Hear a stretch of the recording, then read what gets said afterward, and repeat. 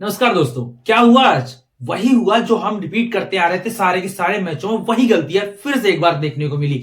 भाई हम कंसिस्टेंट हो गए हैं अपनी गलतियों को मतलब कंटिन्यू करने के लिए। एक बार फिर हमें देखने को मिला वही जायसवाल का आउट होना, वही राहुल का नॉन परफॉर्मिंग होना, साथ साथ में सुमन गिल का ना चलना, रोहित शर्मा को बाहर करके जो आए थे वो भी नहीं चले। भाई विराट कोहली को बाहर जाती हुई बॉल को छेड़ना, सब कुछ देखने को मिला और पूरा सिनेमेट्रिक हमें सिनेमा देखने को मिला या कहें एब्सोल्यूट सिनेमा देखने को मिला। इस मैच में हमने डे वन में जो देखा वो सब कुछ डिस्कस करने वाले, एक एक करके डिस्कस करते हैं। पहली बात, हमने रोहित शर्मा को ड्रॉप करके प्लेइंग 11 बनाई, साथ साथ में सुमन गिल की वापसी कराई, 3 नंबर पर आए। इसके साथ साथ जैसे ही टॉस उछला, बुमराह ने टॉस को जीता, सिर्फ इंडिया ने टॉस को जीता, मैच अभी तक उनके हाथ में नहीं है। अगर कल का दिन हमारा नहीं होता है तो हम मैच में नहीं होंगे, सीधी सी बात है। बुमराह कप्तानी कर रहे हैं इस मैच में, रोहित शर्मा को ड्रॉप करके सिक्का उछला, बुमराह जीते। जीतने के बाद उन्होंने बैटिंग चूज की और वही फिर कहानी दोहराती हुई दिखाई दी टीम इंडिया, जिसमें टॉप ऑर्डर फिर से फेल हुआ। सबसे ज्यादा रन जसप्रीत बुमराह के थे, जो कि 10वें विकेट के लिए साझेदारी करने आए थे।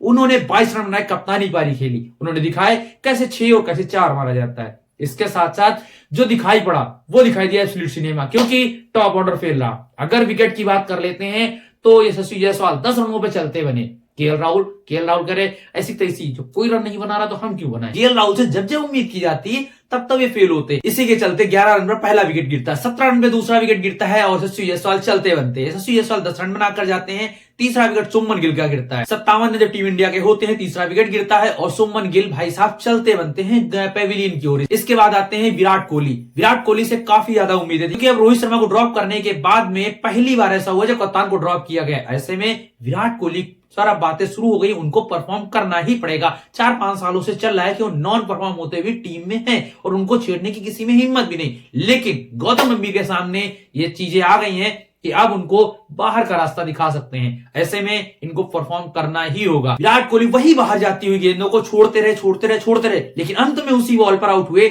जिससे वो हमेशा से आउट होते चले आ रहे थे। आप देखेंगे पिछली 5 के 5 मैच में वो इसी तरह से आउट हुए। टीम इंडिया की तरफ से सबसे हाईएस्ट रन स्कोरर रहे जो रहे ऋषभ पंत, जिनसे काफी ज्यादा उम्मीदें थी। स्टूपिड कहा गया था। सुनील गावस्कर ने जमकर लताड़ लगाई। बात आती है सेकंड रन स्कोर की, तो वो जडेजा रहे जिन्होंने 26 रन बनाए और जसप्रीत बुमराह रहे 22 रन बनाकर के तीसरे नंबर पर। इसके अलावा सारे के सारे लोग यहीं पर टिके रह गए, 10-5-2-1 में निपट गए। इसी का असर हुआ, तरक्की इंडिया वालों ने की और इतनी की 185 पे सब ढेर हो गए। 185 रनों पे टीम इंडिया ढेर हो जाती है। थर्ड सेशन में वही कहानी दोहराई जाती है जो कि हर बार से दोहराई जाती है। थर्ड सेशन में टीम इंडिया पूरी तरह से धराशायी होती है और धराशायी होने का मतलब होता है कि बॉलिंग भी करने आना पड़ता है। 3 ओवर बॉलिंग होती है और इसी में पूरा एब्सोल्यूट सिनेमा क्रिएट कर दिया जाता है। ऑस्ट्रेलिया वालों की आदत रही है हमेशा से छेड़ने की। जसप्रीत बुमराह पहला ओवर कंप्लीट करने के बाद तीसरा ओवर फिर से डालने आते हैं और वहीं पे सारा का सारा माजरा हो जाता है। 4 बॉल डालने के बाद में 2 बॉल रह जाती हैं, जो कहते हैं जल्दी से जल्दी खेल लो। उस्मान ख्वाजा ने सामने से कहा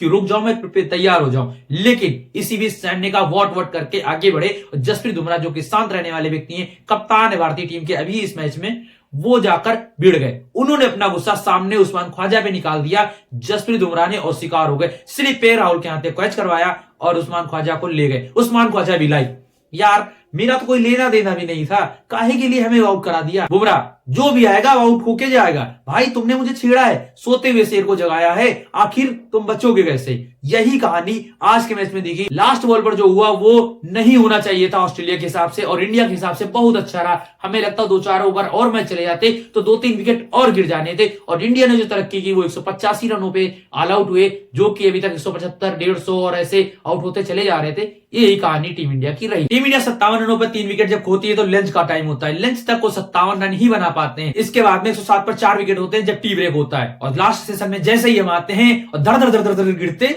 चले जाते हैं। ये टीम इंडिया की कहानी दिखाई दी। 18-19 साल का लड़का जसप्रीत बुमराह को आंख दिखाता है। जसप्रीत बुमराह कितनी बड़ी तोप है, उन्होंने दिखाया और कल जो होगा वो कुछ और देखने को मिलेगा। डे 2 के लिए हमें 5 बजे उठना होगा और मैच देखना होगा। हम इंडियंस के जो राइवलरी देखने का मन था वो देखने को मिली 5 मिनट में ही सही, लेकिन पूरा एब्सोल्यूट सिनेमा दिखा। इसके बाद हम चाहते हैं कि भाई यार डे 2 में भी सिनेमैटिक शॉट कुछ और निकाले जाए कमाल के साथ। 18-19 साल का लड़का जसप्रीत बुमराह को आंख दिखा रहा है। यार जस बुमराह कितनी बड़ी तोप है, वो 2 बॉलों में दिखा के चले गए। इसके अलावा जसप्रीत बुमराह जैसे विकेट लिया, उस्मान ख्वाजा ने कहा यार हमें तो तुम गजब का पेल के चले गए। इसके अलावा यहाँ पर वो जश्न नहीं मनाते, जश्न मनाने के बजाय वो उनको आग दिखाते हैं, सारे के सारे लोग आग दिखाते हैं। वो नहीं होता 11 लोग मिलकर एक बंदे को मार रहे हैं और सिर्फ कपड़े उछल रहे हैं। ऐसा होने वाला था। अगर कैमरा ना होता तो हमें लगता सैम की आज वही हालत होने वाली थी।